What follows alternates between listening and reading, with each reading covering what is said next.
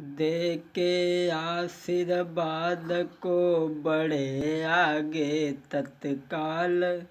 और 12 साल के बाद में गए उसी जगह पे आई। अरे 12 साल के बाद में गए उसी जगह पर आई।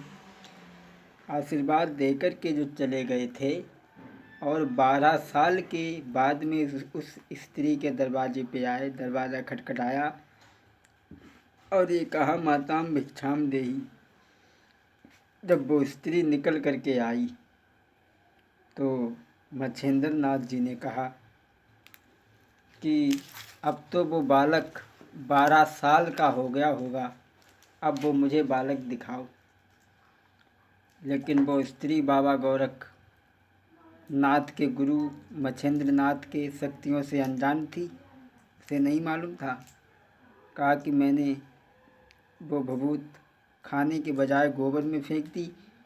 तो उन्होंने कहा कि जहाँ वो तुमने भभूत फेंकी है वो स्थान हमें चल कर के बताओ। उस स्थान पर वो स्त्री मच्छिंद्र नाथ जी को लेकर के पहुँची तो उस गड्ढे में गोबर है और गोबर के गड्ढे में एक गाय खड़ी है जो अपना दूध उस गोबर में झलका रही है। मच्छिंद्र नाथ जी ने आवाज़ लगाई, मच्छिंद्र नाथ पहुँची करके दीनी आवाज़ लगाई है। बामे से एक बेटा निकलो ताकि कथा रहे समुझाई है।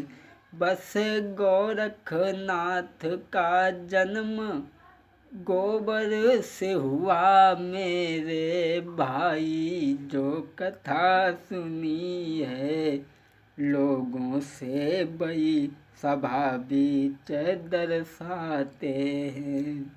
मच्छिंद्र नाथ जी ने आवाज़ लगाई तो उसमें से बड़ा सुंदर बालक निकला और दोनों हाथ जोड़ करके उनके सामने खड़ा हुआ। और मच्छिंद्र नाथ उस बालक को अपने संग ही लिए चले जाते और आगे चल कर के इसी बालक का नाम गुरु गोरखनाथ पड़ा। गोरखनाथ इसलिए पड़ा क्योंकि उनका जन्म गोबर से हुआ था, इसलिए नाम पड़ा गोरखनाथ। ये बड़ा ही योग सिद्धि पुरुष थे, योग सिद्धि पुरुष थे।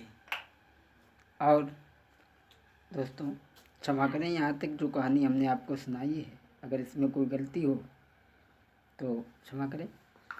एक लाइन बोल लें, अरे जन्म गोरख बाबा अरे बाजे बधैया।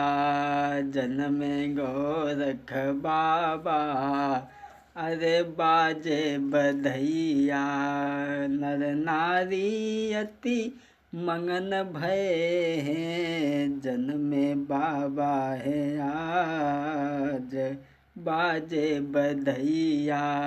जन्मे गोरख बाबा अरे बाजे बधैया। गोरख बाबा ने दान दियो है, नर नारिन को सुख दियो है। जन्मे आज समरिया बर बाजे बधैया। जन्मे गोरख बाबा अरे बाजे बधैया। बोलिए गोरखनाथ बाबा की जय।